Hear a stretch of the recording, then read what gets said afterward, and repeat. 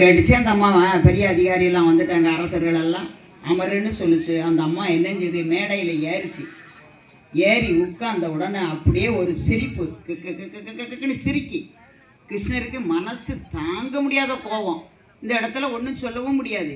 தேவி ஏன் அமருன்னு சொல்லி பார்த்தாரு. அந்த அம்மா சிரிப்பு குறையலை. அப்போ சிரிச்சு முடிஞ்சுது. கீழே இறங்கி சபையோரெல்லாம் முடிச்சு கீழே இறங்கின விட்டி, ஏன் சுவாமி, ஏன் தேவி சிரிச்சிங்களே, ஏன் மரியாதை போச்சுல்லோ, அப்படி சிரிக்கலாமா சபையில் பெண்கள்னு கேட்டார். அதுக்கு அந்த அம்மா சொல்லுது, கவனமாக கேளுங்க சுவாமி, அளந்து விட்டது நீங்கள், பூமியை சுமக்குது நான், வாரவன் பூரம் பத்திரம் போட்டு பத்திரம் பீரோவில் இருக்குது, பத்திரம் போட்டவன் போய்கிட்டே இருக்கானே, இது என்ன சுவாமி? அதுதான் எனக்கு சிரிப்பு. புரியுதா சாமி நான் சொன்னது? பத்திரம் போட்டவன் பூரம் போயிட்டான், பத்திரம் பீரோவில் இருக்குது, அடுத்து வரவனும் போடுதான், அப்பன் போயிட்டான் மவனும் போடுதான், மவன் போயிட்டான் பேரனும் போடுதான். புலோக வாழ்க்கையே இதுதான் சுவாமி, அதை நினச்சி எனக்கு சிரிப்புன்னு அம்மா சொல்லுதாங்க. இதுதான் பூலோக மக்களுக்கு, அவ்வளவுதான் ஞானமுங்காரு. அப்போ பொருள் இல்லாத என்னை பொருளாக்கி அடிமை கொண்டான். இவ்வளவும் உங்கள்கிட்ட பேசுதேன். நான் பள்ளிக்கூடம் போக கிடையாது, என்னுடைய சொந்த பிரச்சனையை 2 வரி சொல்லுதேன். பள்ளிக்கூடம் போக கிடையாது. பள்ளிக்கூடம் 3ஆம் கிளாஸ் படிச்சிருக்கேன். இதில் அத்தனைக்கும் காரணம் ஸ்ரீமன் நாராயணன் ஒருவன் தான். அவன் வேணுமுன்னா அனுகிரகம் பண்ணுவான், வேண்டாம்னா தூசி எரிஞ்சு மேலேயே தள்ளுவான், கால் கை வராமல் போடுவான், சண்டை முட்டி விடுவான், செயலில் தள்ளுவான், மேடையில் வைப்பான், சிம்மாசனத்தில் வைப்பான். அவனை எப்படியெல்லாம் நம்ம வழிபடுதமோ அப்படியெல்லாம் அவன் வருவான். இதை நல்லா தெரிஞ்சுக்கோங்க. வீட்டில் இருந்து வரும்போது உங்கள் பிள்ளைய ஒரு ஊரில் கட்டி கொடுத்துருந்தா அந்த வீட்டுக்கு சும்மா போவீங்களா? என்னமாவது ஒன்று வாங்கிட்டு போவீங்கள்ல, அது மாதிரி நம்ம குழந்தை இருக்கிறது மாதிரி நினச்சி கோயிலுக்கு வந்தால் 2 பழமோ பூவோ ஒரு பத்தியோ சூடமோ நெய்யோ ஏதாவது ஒன்று வாங்கிட்டு வந்து அவருக்கு சன்னதியில் வச்சுட்டு சேவிச்சுட்டு போங்க. நீங்கள் இங்கே கொண்டாந்து வைக்குமுன்னா அவர் வீட்டுக்கு போயிடுவார், உங்களுக்கு அனுகிரகம் பண்ண. நாங்கள் கண்ணால் கண்ட காட்சி. இதே மாதிரி மகாபலி சக்கரவர்த்திய பூமி அளந்து வாங்கின விட்டு அடுத்த முடிவு சும்மா இருந்தாரன்னா இல்லை, அடுத்தடுத்து அவர் ஒவ்வொரு கதைகளாக அவர் நடத்திக்கிட்டு இருக்காரு.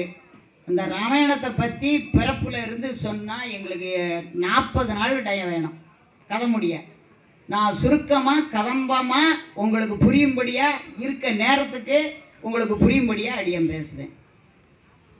வாலி வதை நடக்கு, வாலிக்கும் தம்பிக்கும் சண்டை. இது வாலி குரங்கனா, இவரோ சத்திரிய வம்சம், அதில் போய் இவர் தலையிட வேண்டிய அவசியம் இல்லையே. அப்போ அவன் தம்பி வாலி தம்பி சொல்லுதாங்க, சுக்கிரவன் சொல்லுதான், சுவாமி ஏன் சோகமாக இந்த மலையில் வந்து இப்படி உட்காரேன்னு கேட்கான். சீதையை காணும்னு தேடி போகிறாங்க, களைப்பாக உட்காருதார் ஒரு இடத்துல.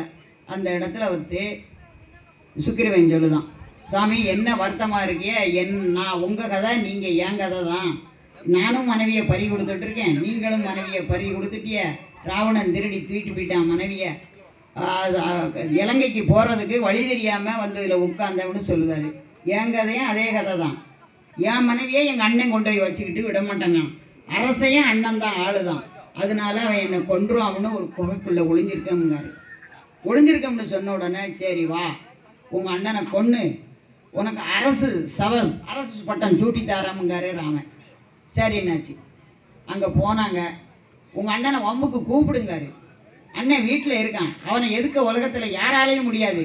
அங்கே போனான். வாலி வெளியே வான்னான். அவன் மனைவி சொல்லுதா, தினம் உன் தம்பி பயந்துக்கிட்டு ஓடுனாங்க, இன்னைக்கு உன்னை வலியை கூப்பிடுதான், ஏதோ அவனுக்கு ஒரு துணையாள் இருக்குது, அதனால நீ போகாத சுவாமின்னு சொல்லுதான். சும்மா இரு, என்னை வலியை வம்புக்கு வாங்க கூப்பிட்டோன்னா நான் உயிரோட விட மாட்டோம்னு போனான். ராமர் எங்கே நிற்காருன்னா ஒரு மரத்தில் ஒளிஞ்சிருக்காரு. ஒளிஞ்சிருந்து 2 பேரும் மல்லு கட்டுங்க, உங்கள் அண்ணனை நான் கொன்றுதேங்காரு. 2 பேரும் மல்லு கட்டினாங்க.